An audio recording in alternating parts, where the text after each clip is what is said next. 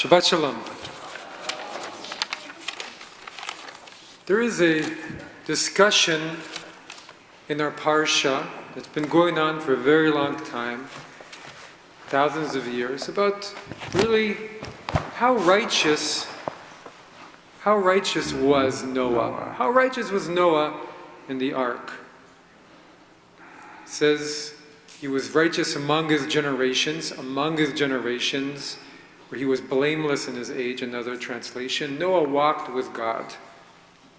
And so what does it mean to be righteous among your generations? So laying out the two sides of the argument, Rashi, the French commentator, says, well, to his credit, some say if he lived in a horrible generation, but if he'd lived in a better generation, he would have been even better. He would have been an even more righteous person, owing to the force of good example. But others say, and this has become a popular way of thinking in the Jewish world in the last decades, maybe it's to his discredit. In comparison to his generation, which was horrible, yes, he was pretty righteous. But had he lived in the generation of Abraham, he would have been accounted of no importance. A very common understanding of Abraham. And he asked, well, why didn't Noah argue with God to save the other people? God said, create the ark, and Noah said, okay. And he didn't think about arguing with God. When God told Abraham he was going to destroy the evil cities of Sodom and Gomorrah, well, Abraham stood up and he argued with God. What if there are 50 righteous people here? Is God not the judge of the whole earth? What if there are 25? What if there are 15? But Noah built an ark for himself and the animals and his family. What about everyone else? And then just to pick up on that, the second part of the verse where it says Noah walked with God, the Midrash says, well, Abraham, it says, walked before God. Abraham was strong in himself.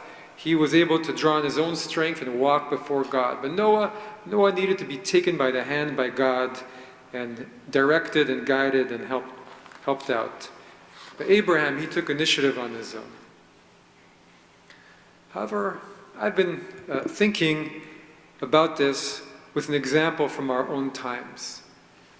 And in these 9 months since the invasion of Ukraine by Russia, every time I see footage of Russians protesting in Russia, I keep thinking how unbelievably brave they must be.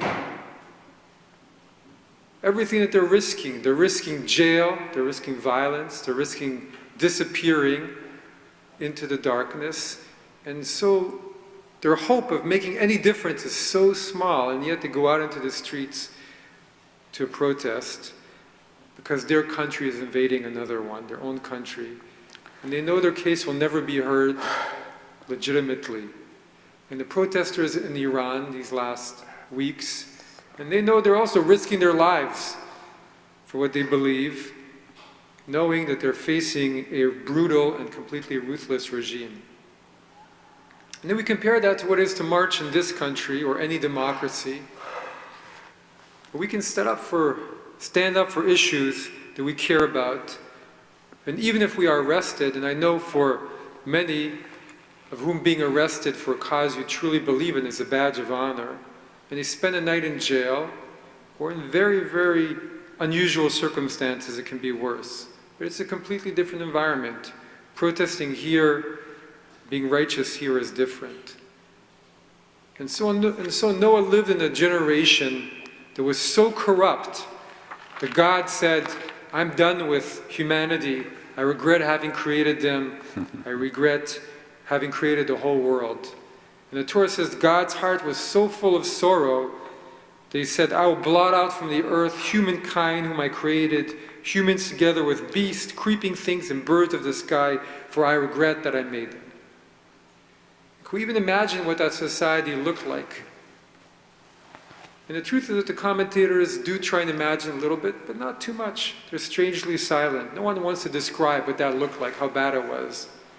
But Noah found favor with God, and God decided to save their remnant. And so we can imagine what opposition Noah had to face being righteous as he was and living differently, protesting. And building the ark, that's a massive protest, an act of bravery the huge ark in the middle of wherever he was.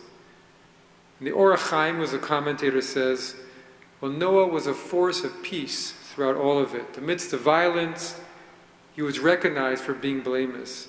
And it could not have been an easy reputation to carry. And how many times did he have to argue and defend and deal with danger and violence against himself? And he was as his name, Noach, which means comfortable, quiet, peaceful, even blissful. And so when God commanded him to build an ark, he was not afraid. He went and he did it. So the Or HaChaim says that Noah brought blessings, conferred blessings on the earth. And in fact, he went above and beyond what could have been expected of him, considering what he was living in. And God thought, well, if there is even this one person who's able to live in this way, who's able to have this goodness within them, showing resistance to this humanity that I regret I ever created, I will save all of humanity and all the earth for this human being. When the Torah said that God walked with Noah, it was saying that Noah never left God's side, and God never left Noah's side. And for one righteous person, God saved the world. And how much more he would have done, Noah, if he was truly living among us in our society. And so what we learn from Noah and from his righteousness is to keep looking with wonder at those people like the Russians and the Iranians who are risking so much as they continue to stand up for what they believe in, to be true and to be right. And to pray for them, to pray for their protection and for what they're going through. And to do what we can to support their cause. And to know that the divine sees in every person's heart and will save the world, even for one person, if we are true. And that all of us, from where we stand in our society, have a much greater obligation to stand up for what we believe in, to live lives of purpose and meaning, to live with gratitude, and strive to be a force of peace in the world. So Laila, your generation will face its own issues. And I hope that you can all be like Noah, brave in your hearts to do what is right, to bring light into our world. Shabbat Shalom.